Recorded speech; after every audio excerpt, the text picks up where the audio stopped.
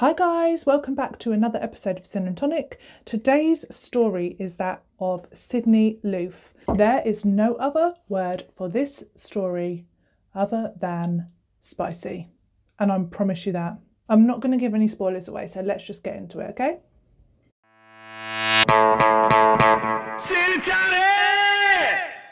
Our story today begins in Lincoln, Nebraska. I have never been. I've only been to two places in America, New York and Florida. This story begins in November 2017. Now, Sydney Loofe is a 24-year-old and she works in a shop in Lincoln, Nebraska, and she is on Tinder.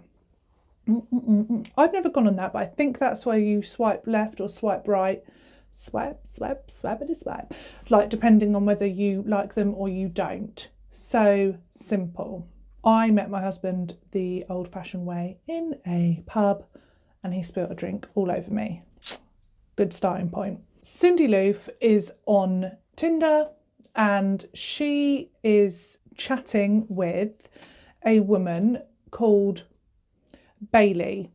However, something in my eyeball.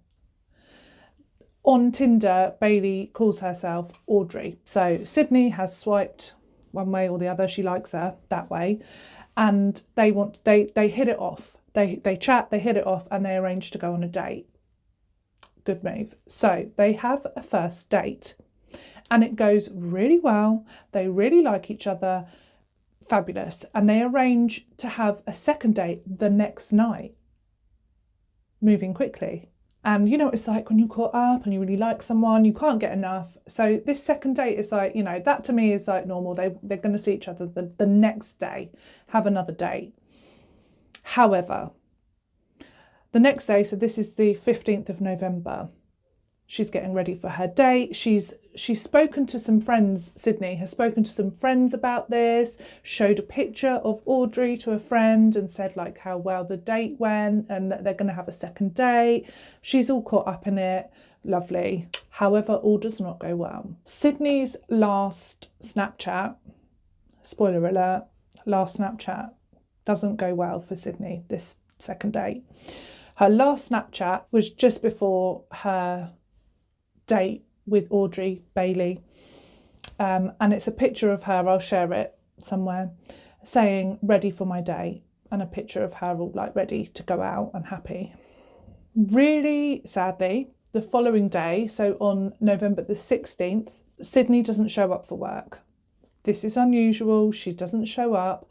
So a friend, a colleague of Sydney's, talks to her mum, and her mum reports her missing on November the 16th. So the day after this date, this second date. The police start to investigate, and when they go to Sydney's house, they find that her car is still parked on the driveway. So she's not gone off anywhere in her vehicle. If she's gone anywhere, it's on foot or in somebody else's vehicle. But her vehicle is still parked at her address.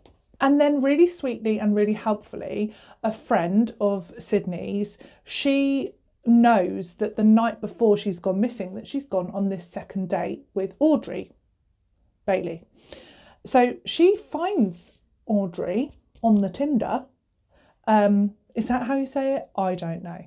She finds Audrey on Tinder and says this is the person that she went on a date with, because Sydney has showed her lovely friend the picture. They've obviously talked about it, and she said like what a lovely first date they've had, like they've talked about it. She showed her the picture. So this girl, this friend of Sydney's, she knows the crack-a-lack, and she helps the police, and she's like, you need to talk to this person because this is probably the person that saw her last. At this point, it's a missing persons case, and sometimes with these cases, people are having a really good night out that goes on for a long time. So, somebody might be missing, but they're actually having a whale of a time at a party and they've had an all-nighter, or, sometimes these sort of things happen. And obviously your family and your friends, they worry for you and they contact the police. Actually, you're having a massive bender. Never happened to me, because I'm perfect in every way. But yeah. Oh, I've got sunnies on my head. it is actually sunny for once. Sadly for Sydney, that is not the case. Their next line of investigation is to find Audrey Bailey Boswell and have a chat, because it's highly likely that she was the last person that saw Sydney and she might know where she is. They might even be together having a whale of a time, like I said. But oh no, Bailey Boswell, she is off skis. She's gone. She's disappeared. So this seems very suspicious, doesn't it? The police, they can't find Bailey, but they start looking into the Tinder account and the conversations.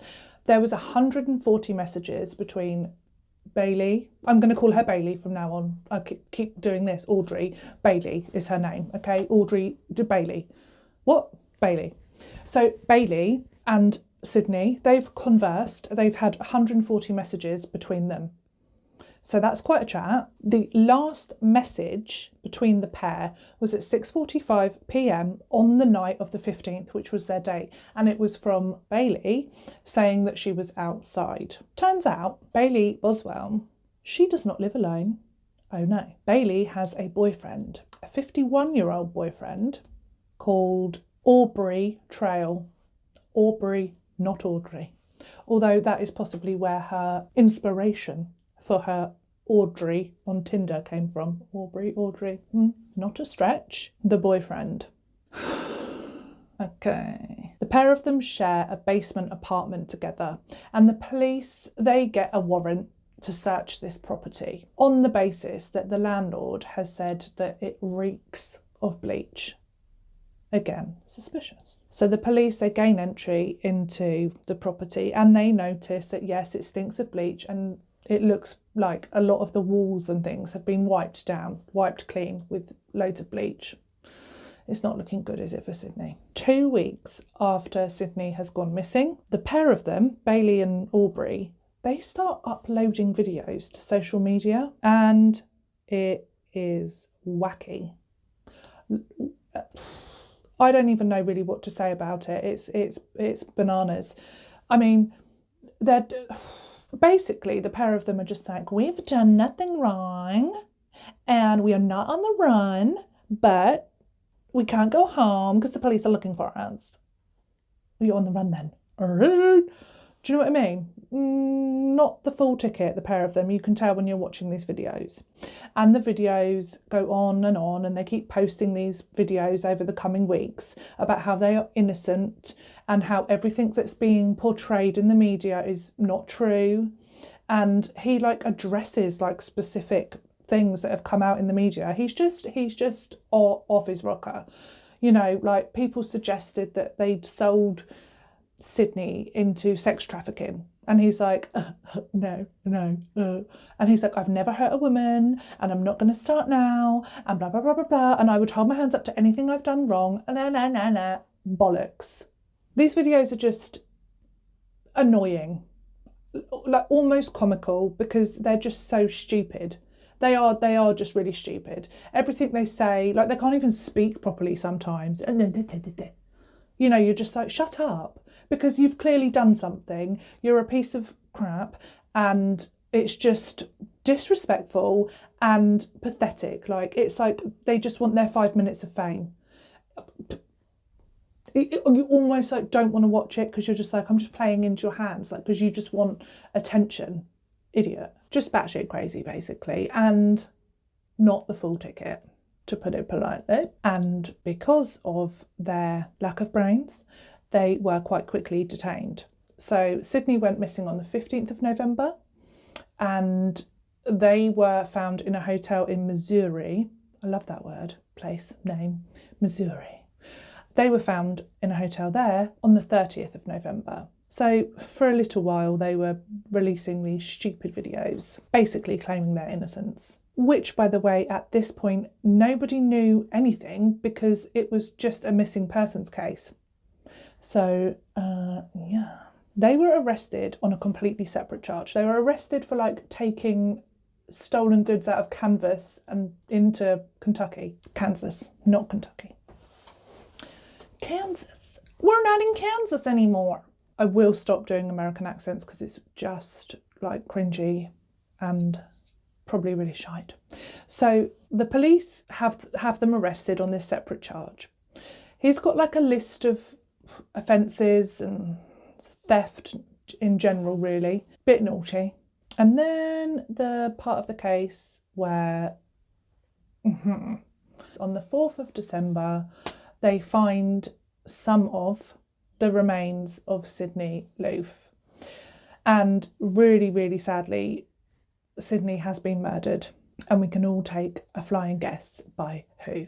Now, Sydney had a really distinctive tattoo on one of her arms, and this is how they confirmed her identity, because they found that arm in a rubbish bag. So in a ditch, somebody had found these human remains in pieces, 14 pieces to be exact. The police start ramping up the investigation, looking into this duo of madness, which is Aubrey and Dewberry. What's her name? Aubrey and Bailey. And they just find some really damning evidence. Obviously, their basement flat with the strong smell of bleach that's been cleaned up, like why? And CCTV footage of the pair of them in a DIY shop buying up all of the things needed to dismember a body, basically. Knives, saw, massive thing of bleach. And get this, that footage was taken on the morning of the 15th of November. So the morning before the date with Sydney. So if that isn't premeditation, what the hell is? Dirtbags. Once the heat is like put on them, Aubrey just starts going. He just starts talking. And then it comes out that he did kill Sydney, but it was an accident. Okay. He says that she was joining in with part of a consensual sex game, and that she was asphyxiated by accident, and it was just this terrible sex game gone wrong, awful accident. At that point, love, what, you just think that then, oh, I'll just dismember her body? Get off. Anywho, this is what Aubrey's story is, this awful sex game gone wrong, and that she was completely complicit with it, fine with it, brilliant. Two things against that, my dear, are the fact that in the morning before this sex game's gone wrong, you're organising to be dismembering a body. And secondly, in those 140 messages between Bailey and Sydney, never once was this 51-year-old boyfriend mentioned. Never once was this, like, let's the three of us have sex. None of that was discussed and talked about. Whether that was discussed and talked about on their first date, but highly unlikely, because she never spoke to her friend about that. And it's just, no, she was trapped into something that she didn't want to partake in and then lost her life. So shut the fuck up. So, no. He claims that he was strangling her with a extension cord, and it all got out of hand. I don't want to hear any more about what Aubrey has to say about that. However, he pleaded guilty to improper disposal of a body, but he pleaded not guilty to murder and conspiracy to commit murder, although there was very damning evidence against him on that one. And now this is where it gets spicy. Beyond spicy. I don't even know what to say. So the guy, as the trials are going on and like, okay, compose myself. Aubrey paints a rather interesting picture of himself in the trial. He's a god, basically. He has 12 witches of his own, and those witches have to torture and kill in order to collect powers, right? He himself is a vampire. Jesus. He's a sex cult leader. Bailey is his queen witch. Okay, keeping up. Police found a list with the names of 12 women. So they go about trying to find these women. 3 women, I believe, testified at the trial. I think it was 3. That may be incorrect, sorry. And they had to remain anonymous. The judge was like, they're anonymous. But they were like these 3 women that testified against Aubrey. And I know it's batshit crazy, but basically they kind of, other than the vampire and the witch stuff, back up his story. He basically is like the leader of a sex cult, and him and Bailey travel the bloody country finding vulnerable women to join their gang of witches and, you know, offer them money. They get an allowance, and Bailey is like intrinsic in this because she gets them on board, really. She like entices these vulnerable women to be a part of their gang, part of their group. These women, by the sounds of it, are kind of sex slaves to Aubrey. They get their allowance, like, yeah, so there is this gang of group, cult, whatever, cult is probably more appropriate, of these women, vulnerable women, that they go around gathering up and get to do horrific things. I mean, we only know about poor Sydney and what happened to her, but from the sounds of it, these women are enticed to torture and kill other people to be in, to get powers and stuff. So what trail of mayhem have they left behind them all around the country? God only knows. There is some truth to this madness. One of the women said that she's never seen anybody be killed or tortured, but they spoke about the general idea behind the cult and the group. During the trial, somebody was about to take the stand, witness, and Aubrey just grabs something and just stabs himself in the throat. So, whoa. Okay, and like exclaims that Bailey is innocent and blah de blah. There's a letter that he's written to her and done like little secret code. I mean, what do they think of themselves?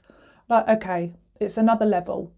But they obviously think like, you know, I don't know, like they're so stupid that he writes the letter and there's a code, but he like breaks the code down for her. So any chump that gets the letter can read the letter. You might as well have just written the freaking letter. Do you know what I mean? I suppose when she sent letters back, what? Aubrey has stabbed himself in the throat. I think with a pen, we're not sure. And then goes to hospital. Like there's a break in the trial for a few days, he's in hospital, he's hurt himself. Idiot. This is interesting because the case is still like not actually finally like over. It is soon to be. So the sentencing.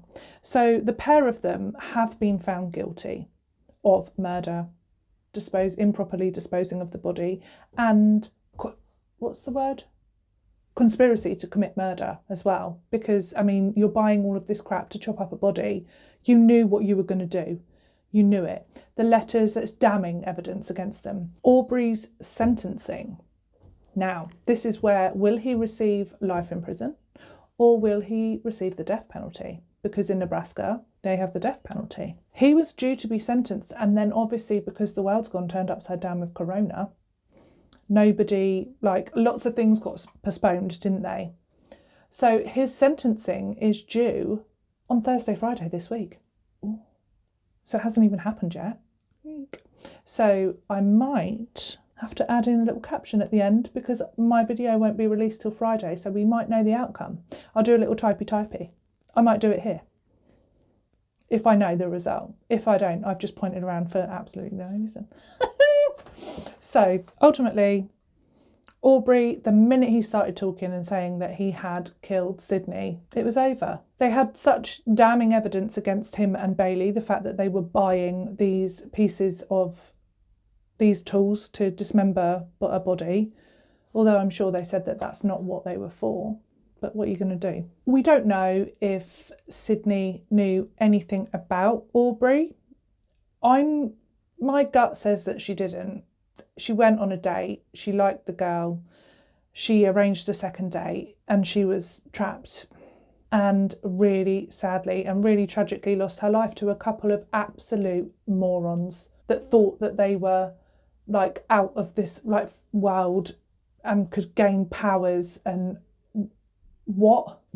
I for some reason it's even more angering when it's just so stupid. Very, very tragic, sad story. She just wanted to go on a date. What do you even do with that? I believe Bailey's sentencing isn't until sort of June or July this year, so we will have to wait and see what happens with that. Easy to lose your faith in humanity sometimes when you cover lots of cases like this. I'm going to go inside and watch videos about fluffy bunnies to take my mind off of this case, and I'm going to eat a jacket potato. And by the way, new vessel for the gin, which I love very much. It's got zebras on it. And inside it says, "Be free." Don't know if you can see, but I love it. I do believe this will be my last video in the shed. I know I said that last time, but life happened and I'm in the shed again and it's cold, even though it's sunny. Anywho, thank you so much for joining me for another episode of Sin and Tonic. I hope you can join me next week for another true crime story and a mug of gin.